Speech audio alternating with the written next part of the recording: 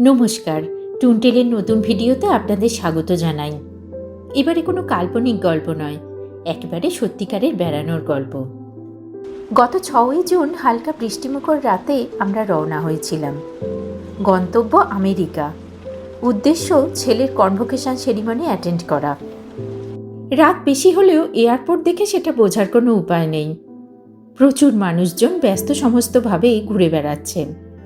বসার কিছুক্ষণ পরেই আমাদের বিমানটি দুবাইয়ের উদ্দেশ্যে রওনা হলো। কিছুক্ষণ অন্তর অন্তর পরিবেশিত খাদ্য আর পানীয় গ্রহণ করতে করতে আমরা দুবাই পৌঁছে গেলাম।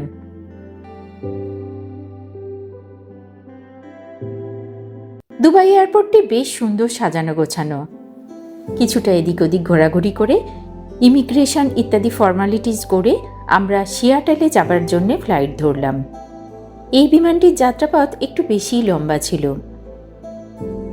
আমেরিকার পশ্চিম প্রান্ত সিয়াটেলে যাবার জন্যে নর্থ পোলের ওপর দিয়ে পুরো 13 ঘন্টার যাত্রাপথ অতিক্রম করে তবে আমরা সিয়াটেল পৌঁছলাম।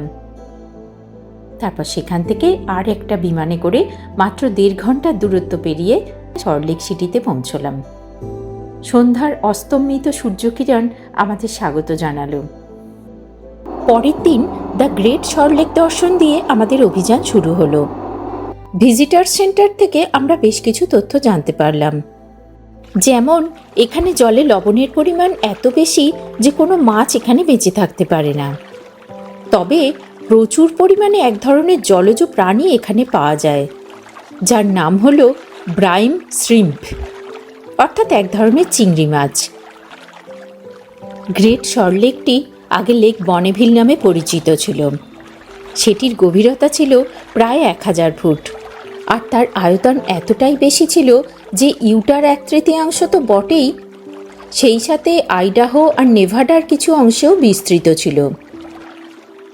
লেক দেখা শেষ করে আর সেই সম্বন্ধে জ্ঞান লাভের পর আমরা আমাদের পরবর্তী গন্তব্য বনেভিল সল্ট ফ্ল্যাটের উদ্দেশ্যে রওনা হলাম। এটি একটি বিশালাকার লবণের মরুভূমি। I-80 রাস্তাটি অতি মনোরম। দুধারে প্রচুর লবণের পুকুর আর লবণের মাঠ দেখতে দেখতে আমরা যাচ্ছিলাম। বনেভিল সল্ট ফ্ল্যাটে পৌঁছে তার সৌন্দর্যে আমরা বাকরুদ্ধ হয়ে গেলাম। 30,000 একর জুড়ে বিস্তীর্ণ লবণভূমি। শ্বেত শুভ্র লবণভূমির ওপর সূর্যকিরণ পড়ে যে অপূর্ব চিত্রের সৃষ্টি করেছে তার কাছে নিজেদেরকে বড়ই সামান্য মনে হচ্ছিল। দ্বিতীয় দিনে আমরা বেলস ক্যানিয়ন ট্রেলে গেলাম। পাহাড়ের উপর বেশ কিছুটা উঠে একটা লেক দেখতে পেলাম। আমাদের মতোই আরও অনেকে লেক আর ঝর্ণা দেখতে এসেছিল। গরম আর প্রচণ্ড রোদের জন্যে আমরা আর উপরে না উঠে ফিরে যাওয়ার সিদ্ধান্ত নিলাম। লাঞ্চের জন্যে আমরা ডাউনটাউনে মোনার্কো বলে একটা মেক্সিকান রেস্টুরেন্টে গেলাম। রেস্টুরেন্টের পরিবেশটা ভীষণই সুন্দর। এক ঝাঁক অচেনা সুন্দর সুন্দর খাবার দিয়ে আমরা লাঞ্চ সারলাম, যার মধ্যে একটা ছিল অক্টোপাস ট্যাকো। খাওয়ার শেষে আমরা পায়ে হেঁটে ডাউনটাউন ঘুরে বেড়াতে লাগলাম। অনেক উঁচু উঁচু বিল্ডিং, অফিস, ট্রাম ইত্যাদি দেখলাম। তৃতীয় দিন আমরা পার্ক সিটি বলে একটা জায়গায় শপিং করতে গেলাম। ঘন সবুজ পাহাড়ে ঢাকা রাস্তা দিয়ে যেতে যেতে বলতে ইচ্ছে করছিল, এমনি করেই যায় যদি দিন যাক না। শপিং কমপ্লেক্সটিও খুব সুন্দর ছিল। মাঝখানে পার্কিং আর তার চারপাশে লাইন দিয়ে সাজানো দোকান। আমরা ড্রেস, শুজ ইত্যাদি কিছু প্রয়োজনীয় জিনিস কিনে ফিরে এলাম। দুপুরে ঘরে বিরিয়ানি দিয়ে মধ্যাহ্নভোজন সেরে আর হালকা একটু ন্যাপ নিয়ে আমরা হিউজ ক্যানিয়নে ট্রেকিং করতে গেলাম। সন্ধে নামার কোনো টেনশন নেই, কারণ এখানে 9টার আগে সূর্যাস্ত হয় না। সরু সংকীর্ণ খাড়াই পথের পাশ দিয়ে ক্রমাগত নদীর ধারা বয়ে চলেছে। যেখানে নদী গতিপথ পরিবর্তন করেছে সেখানে কাঠের সাঁকো দিয়ে অন্যদিকে যাবার পথ বানানো রয়েছে। ঘন ঘন শ্বাস ছাড়তে ছাড়তে খাড়াই পথ ধরে আমরা চূড়োর দিকে পৌঁছানোর চেষ্টা করতে লাগলাম। শেষের দিকে বড় বড় নুড়ি ছড়ানো খাড়াই রাস্তার ওপর দিয়ে প্রায় হামাগুড়ি দিয়ে গিয়ে জলপ্রপাতের দেখা পেলাম। তার সৌন্দর্য এতটাই নয়নাভিরাম যে পথের ক্লান্তি সব ধুয়ে মুছে গেল। চতুর্থ দিনে আমরা গেলাম সুগার হাউস পার্ক। চারিদিকে পাহাড় দিয়ে ঘেরা, আর মাঝখানে ঘন সবুজ মাঠ। মাঠের মাঝখানে একটি জলাশয়, যাতে প্রচুর পরিমাণে রাজহাঁস আর পাতিহাঁস ঘুরে বেড়াচ্ছে। আমাদের জার্নির দ্বিতীয় পর্যায়ে আমরা ক্যালিফোর্নিয়া গেলাম, কারণ সেখানেই আমাদের ছেলের কমেন্সমেন্ট সেরিমনি হবার কথা। লস অ্যাঞ্জেলেস এয়ারপোর্ট থেকে সান্টা আনায় এসে একটা হোটেলে আমরা চেক ইন করলাম। পরের দিন 12 তারিখ সকালবেলা ডিজনিল্যান্ড যাওয়া হলো। সারাটা দিন ধরে প্রচুর মজায় কাটল। স্টার ওয়ার থিমের 3D শো,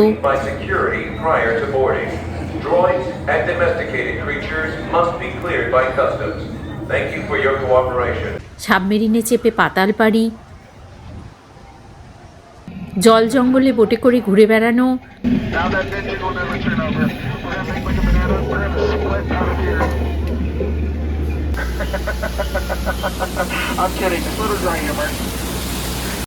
মোনোরেলে চেপে ভ্রমণ ইত্যাদি হালকা আমোদ প্রমোদ যেমন ছিল, তেমনি প্রচণ্ড থ্রিলার রাইডও ছিল। তবে সেগুলোর কোনো ভিডিও তুলতে পারিনি, কারণ তখন মনে হচ্ছিল ফটোগ্রাফির থেকে সবকটা হাড়গোড় সমেত বেঁচে ফিরে আসাটাই বেশি গুরুত্বপূর্ণ। বিকেলে অদ্ভুত সুন্দর ডিজনি প্যারেডের দেখা পেলাম। রূপকথার গল্পের বিভিন্ন চরিত্ররা বড় বড় রথে চড়ে রাস্তা দিয়ে যাচ্ছিল, আর হাজার হাজার মানুষ রাস্তার দুধারে দাঁড়িয়ে তাদের দেখছিল।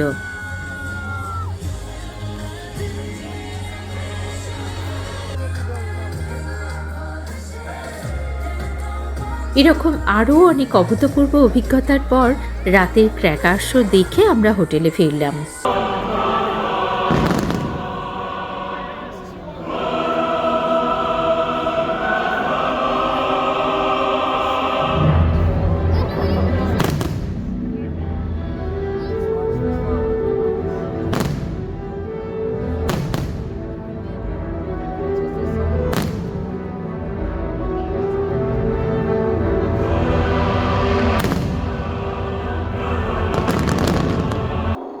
ক্যালিফোর্নিয়ার তৃতীয় দিনে আমরা স্যান ডিয়েগো গেলাম।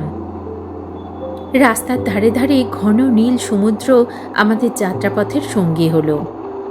লিটল ইটালির মিমো বলে একটি রেস্টুরেন্টে অনেকগুলো ইটালিয়ান খাবার দিয়ে লাঞ্চ করে আমরা ক্যাব্রিলো মনুমেন্টের উদ্দেশ্যে রওনা হলাম।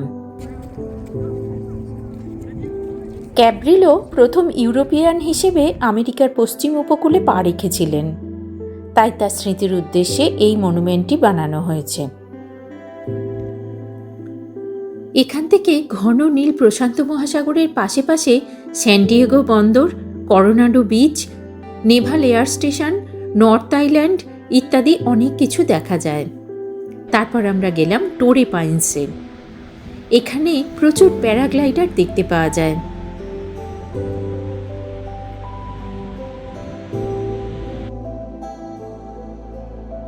বিকেলে সানসেট দেখার জন্য যাওয়া হলো লা হোলা কোভসে।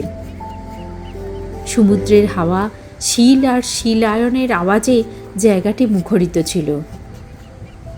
কিছুক্ষণের মধ্যেই সূর্য সমুদ্রের আড়ালে চলে গিয়ে রাতের ঘোষণা করে দিল। ক্যালিফোর্নিয়ার চতুর্থ দিনে আমরা লস অ্যাঞ্জেলেসে গেলাম। যেহেতু হাতে সময় খুবই কম ছিল, তাই শুধু বিচগুলোই দেখার সিদ্ধান্ত নেওয়া হলো। সর্বপ্রথমে আমরা গেলাম ম্যানহাটন পিয়ারে। এখানে বেশিরভাগ বিচেই একটা করে লম্বা জেটি বানানো আছে, যার সাহায্যে টুরিস্টরা সমুদ্রতট থেকে বেশ কিছুটা এগিয়ে গিয়ে মাছ ধরা, সানরাইজ, সানসেট ইত্যাদি দেখতে পারে। পরের গন্তব্য হল সান্টা মনিকা পিয়ার।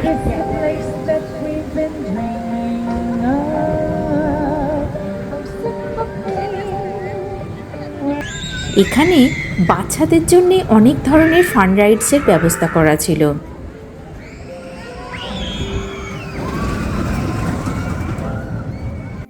এরপর যাওয়া হলো এল মাটাডোর বিচ। খাড়াই সিঁড়ি দিয়ে বেশ কিছুটা নেমে তবে পারস্য উপসাগরের দেখা পাওয়া গেল।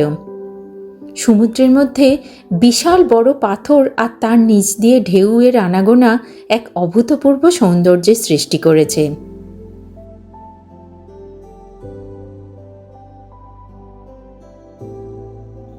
পরের দিন আমরা গেলাম ইউনিভার্সিটি অফ ক্যালিফোর্নিয়া আরভাইনে। সামনে বড় করে পেরেন্টসদের স্বাগত জানিয়ে বোর্ড টাঙানো রয়েছে। গিয়ে বসার পর বিভিন্ন অনুষ্ঠানের মাধ্যমে স্টুডেন্টদের ডিগ্রি প্রদান করা হলো।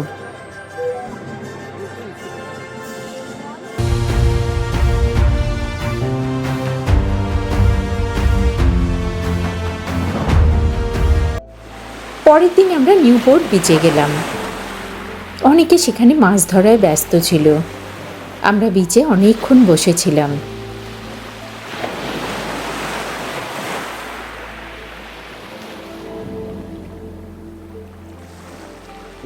লস অ্যাঞ্জেলেস থেকেই আমার হাজব্যান্ড ইন্ডিয়াতে ফিরে এলো।